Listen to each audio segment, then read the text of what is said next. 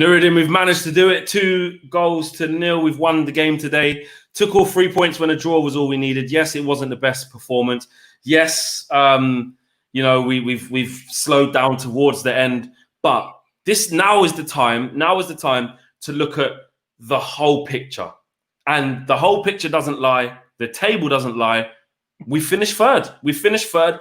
You could argue that the other teams didn't do this and the league's crap. But also you can argue that really the reason why we was in a position to finish third was because of the hard work that the players actually showed to get themselves back into the picture. And Ollie's first full season, he's finished third. Yeah. You know what? Hats off to him. You know me, especially on this channel. I've been one of the ones who are saying, Ollie, you know, I've criticized him where I felt like I needed to criticize him.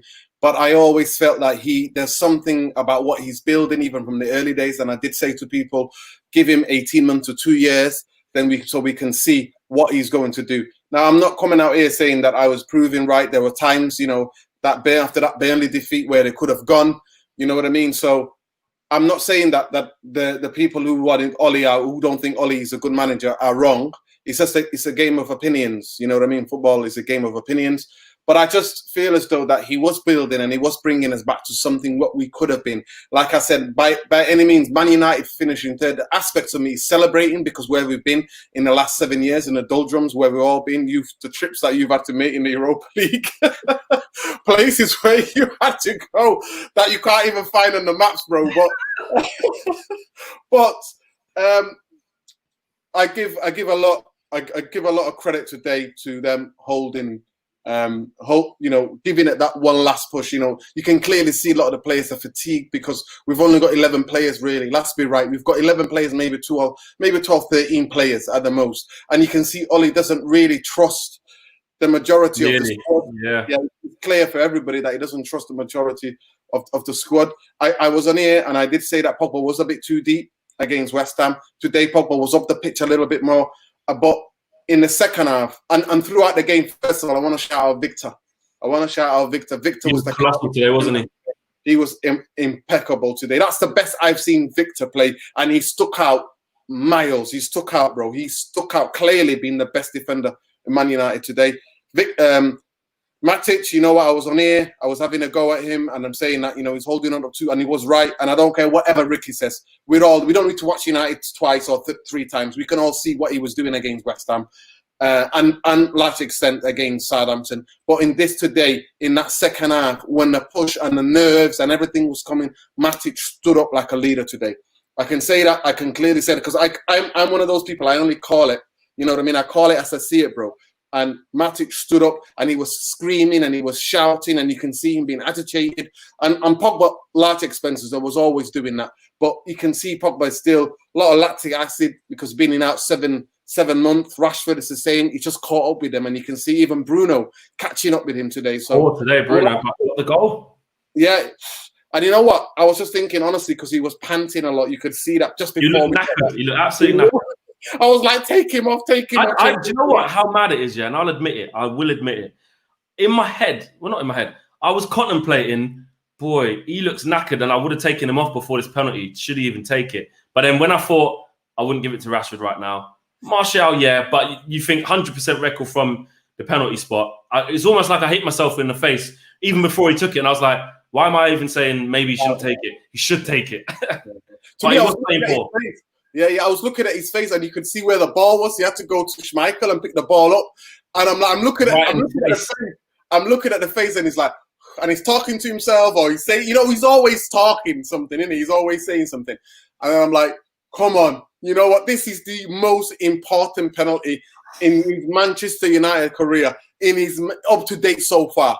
And how can we ever, even the 5%, 3% doubt come into our heads? Because that man, when that ball is there in that penalty box, he is absolutely cold as ice. And he took it away. Obviously, moments later, he got taken off. But I just want to say to Ollie and just say that thank you for bringing us from where we've been. But it's up to the fan base now. And I'm doing a plea to the fan base. We need to build the amount of pressure on the board and the owners to make sure that we have a squad because we're going to need it. We already know that the change round it's really short, super short, because we're involved in the Europa League.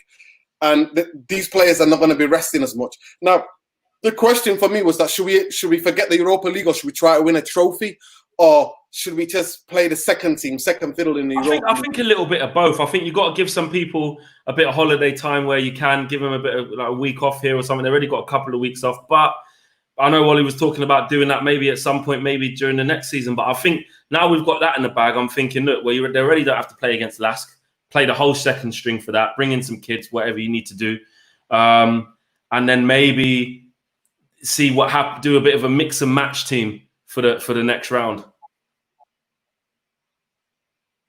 Yeah, no, definitely. Obviously, in the next game at Old Trafford, we're gonna have to play. We're gonna have to play even the youngsters. We're 5-0 up. I mean, come on, yeah. We're 5-0 up. You know, stranger things have happened in football, but we're 5-0 up, and I expect Man United to be in the next round.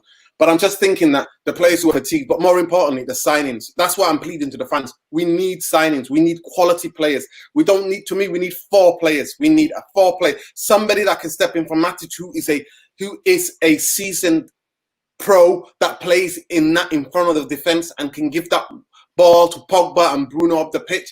We need somebody to sometimes when Bruno's not on form or he's injured, we need Grealish. I personally think that someone like Grealish, it doesn't have to be Grealish, but someone like Grealish who can get on the ball and who's willing to play maybe 25 or 30, 25 games a season. Because I think that next season we cannot just go with these 11 like we're doing now. We cannot. Yeah. And we need even towards the end of this season, it was gassing out just for that period. We need Sancho. We need somebody on the right who can offer us something different, who can also, and even somebody else, maybe a striker, but somebody who can play up the top and also can play on the flanks when Rashford is injured or Martial. One of them. We need that squad. We need depth. We need strength and depth.